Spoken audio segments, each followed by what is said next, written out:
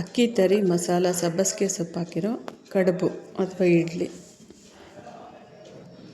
ಮಾಡೋದು ನೋಡೋಣ. ಇದು ಚಟ್ನಿ ಜೊತೆ ತುಪ್ಪದ ಜೊತೆ ತುಂಬ ಚೆನ್ನಾಗಿರುತ್ತೆ. ಇನ್ಸ್ಟಂಟ್ ಬೇಗನೆ ಮಾಡ್ಬೋದು. ಮತ್ತು ಹೆಲ್ತಿ ವೈಸು ಝೀರೋ ಆಯಿಲ್, ಎಲ್ಲೂ ಕೂಡ ಆಯಿಲ್ನ ಉಪಯೋಗಿಸಿಲ್ಲ. ಈಗ ಹೇಗೆ ಮಾಡೋದು ಅಂತಂದರೆ ಇದಕ್ಕೇನು ಬೇಕು ಅಂದರೆ ಸಬ್ಬಸಿಗೆ ಸೊಪ್ಪು ಮೇಯ್ನಾಗಿ, ಕಾಯಿ ತುರಿ, ಕಡಲೆಬೇಳೆ ನೆನೆಸಿರೋದು ಮತ್ತು ಅಕ್ಕಿ ತರಿ ತೊಳೆದು ಒಣಾಕಿ ಅದನ್ನು ತರಿಯಾಗಿರೋ ಪುಡಿ ಮಾಡಿ ಇಟ್ಕೊಂಡಿದ್ದೀನಿ. ಶುಂಠಿ, ಹಸಿರು ಮೆಣಸಿನ್ಕಾಯಿ, ಜೀರಿಗೆ, ಉಪ್ಪು, ಒಂದು ಸ್ವಲ್ಪ ಇಂಗು ಇಷ್ಟು ಬೇಕು. ಇದು ಕುದೀತಾ ಇರೋ ನೀರಿಗೆ ಸ್ವಲ್ಪ ಫಸ್ಟ್ ಉಪ್ಪು ಹಾಕಿದ್ದೀನಿ.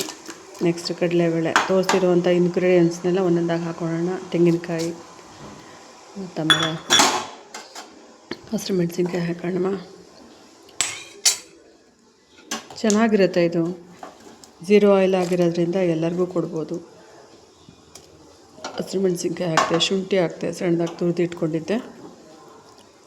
ಈರುಳ್ಳಿ ಹಾಕಿದ್ದೀನಿ, ಸಣ್ಣದಾಗಿ ಹೆಚ್ಚಿರೋದು. ಇದು ಆಪ್ಷನ್, ಈರುಳ್ಳಿ ಬೇಕಾದರೆ ಹಾಕೋಬೋದು, ಇಲ್ಲಾಂದರೆ ಬೇಡ. ಜೀರಿಗೆ ಹಾಕಿದ್ದೀನಿ.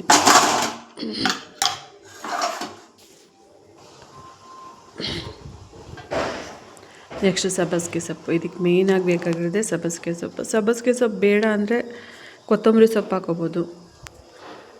ಇದು ಸಬ್ಬಸಿಗೆ ಸೊಪ್ಪೇ ಇಲ್ಲಿದ್ರಲ್ಲಿ ಹೈಲೈಟ್ ಆಗಿರೋದು. ಆ್ಯಕ್ಚುಲಿ ಮಳೆಗಾಲ ಚಳಿಗಾಲದಲ್ಲಿ ಸಬ್ಬಸಿಗೆ ಸೊಪ್ಪು ತುಂಬ ಒಳ್ಳೆಯದು. ಈಗ ಒಂದು ಕುದಿ ಬರ್ತಾಯಿದೆ. ಈಗ ಒಂದು ಸ್ವಲ್ಪ ಸಣ್ಣದಾಗಿ ಹೆಚ್ಚಿರೋದು ಒಂದು ಸ್ವಲ್ಪ ಕರಿಬೇವಿನ ಸೊಪ್ಪು ಹಾಕ್ಕೊಂಡಿದ್ದೀನಿ. ನೆಕ್ಸ್ಟ್ ಇದು ಚೆನ್ನಾಗಿ ಕುದೀರಿ. ನೋಡಿ, ಈ ಥರ ಎಲ್ಲ ಕಡಲೆಬೇಳೆ ಒಂದು ಸ್ವಲ್ಪ ನೆನೆಸಿಟ್ಕೊಂಡಿದ್ದೀನಿ ಚೆನ್ನಾಗಿ, ಅದನ್ನು ಕೂಡ ಹಾಕಿದ್ದೀನಿ. ಹಸಿರು ಮೆಣಸಿನ್ಕಾಯಿ, ಈರುಳ್ಳಿ, ಜೀರಿಗೆ, ಉಪ್ಪು.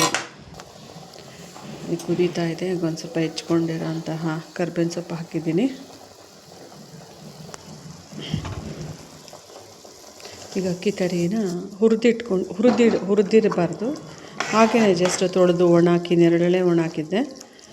ದೆನ್ ಇದನ್ನು ಉಪ್ಪಿಟ್ಟಿಗೆ ಹೇಗೆ ಹಾಕ್ತೀವೋ ಅದನ್ನು ಹಾಕೋದು. ಗಂಟಾದರೂ ಪರವಾಗಿಲ್ಲ, ನೆಕ್ಸ್ಟ್ ಅದನ್ನು ನಾವು ಕಲಿಸ್ಕೋತೀವಿ ಚೆನ್ನಾಗಿ, ಹಾಗಾಗಿ ಅದರದ್ದೇನೋ ಮ್ಯಾಟ್ರ್ ಆಗೋಲ್ಲ. ಚೆನ್ನಾಗಿ ಇದನ್ನು ಒಟ್ಟಲ್ಲಿ ಒಂದು ಮಿಕ್ಸ್ ಕೊಟ್ಟು 1:2 ಅಂದರೆ 1 ಪಾವು ಅಕ್ಕಿ ರವೆಗೆ 2 ಪಾವು ನೀರು ಥರ, ಒಂದು ಅರ್ಧ ಕಪ್ಪು ಹೆಚ್ಚಾದರೂ ಪರವಾಗಿಲ್ಲ, ಏನೂ ಆಗೋಲ್ಲ. ಯಾಕೆಂದರೆ ಅಕ್ಕಿ ರವೆ ಅಂದರೆ ಸ್ವಲ್ಪ ಚೆನ್ನಾಗಿ ಒದಗುತ್ತೆ ಇದು. ನೋಡಿ, ಈ ಥರ ಸ್ವಲ್ಪ ಮೀಡಿಯಮ್ಮು ತಣ್ಣಗಾದ್ಮೇಲೆ ಈ ಥರ ಇರುತ್ತೆ.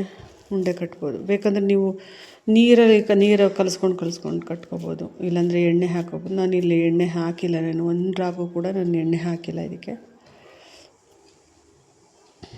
ಈ ಥರ ಬರುತ್ತೆ. ಒಂದು ಸ್ವಲ್ಪ ಚೆನ್ನಾಗಿ ಈ ಥರ ಉಂಡೆನಾದರೂ ಆಗೋ ಥರ ಕಟ್ಬೋದು, ಅಥವಾ ವಡೆ ಥರ ಇದು ಮಾಡ್ಬೋದು, ಕಟ್ಬೋದು. ನೋಡಿ, ಈ ಥರ ಈಗ ನಾನು ಈ ಥರ ತಟ್ಟಿಗೆ ಇಟ್ಕೊಂಡಿದ್ದೀನಿ. ಒಂದು ಅರ್ಧ ಗಂಟೆ ಮೀಡಿಯಮ್ ಫ್ಲೇಮಲ್ಲಿ ಚೆನ್ನಾಗಿ ಬೇಯಿಸ್ಬೇಕು. ನೋಡಿ, ಈ ಥರ ಆಗಿದೆ. ಚೆನ್ನಾಗಿರುತ್ತೆ ಬಿಸಿ ಬಿಸಿ ಜೊತೆ ಕಾಯಿ ಚಟ್ನಿ ಅಥವಾ ಕಾಯಿ ಕಡಲೆ ಚಟ್ನಿ. ನಾನು ಬರೀ ಇವತ್ತು ಬಿಳಿ ಚಟ್ನಿ ಮಾಡಿದ್ದೆ. ಚೆನ್ನಾಗಿರುತ್ತೆ. ನೀರು ಚಟ್ನಿ ಸ್ಪೈಸಿ ಆಗಿರಬೇಕು, ಚೆನ್ನಾಗಿರುತ್ತೆ. ಚಳಿಗೆ ಈ ವೆದರ್ಗೆ ಚೆನ್ನಾಗಿರುತ್ತೆ. ಬಿಸಿ ಬಿಸಿಯಾಗಿ ರೆಡಿಯಾಗಿದೆ ಸಬ್ಬಸಿಗೆ ಸೊಪ್ಪಿನ ಹುರಿದ ಅಂತಲ್ಲ, ಅಕ್ಕಿ ರವೆ ಇಡ್ಲಿ. ಹುರಿದಿರೋಂಥ ರವೆಲಿ ಮಾಡಿರೋಂಥ ಇಡ್ಲಿ ತುಂಬ ಚೆನ್ನಾಗಿರುತ್ತೆ. ಒಂದ್ಸಲ ಟ್ರೈ ಮಾಡಿ. ಇಷ್ಟ ಆದರೆ ಕಾಮೆಂಟ್ ಮಾಡಿ. ಲೈಕ್ ಮಾಡಲಿಲ್ಲ ಅಂದರೆ ಪರವಾಗಿಲ್ಲ, ಕಮೆಂಟ್ ಮಾಡಿ, ನನಗೆ ಗೊತ್ತಾಗುತ್ತೆ. ಓಕೆ,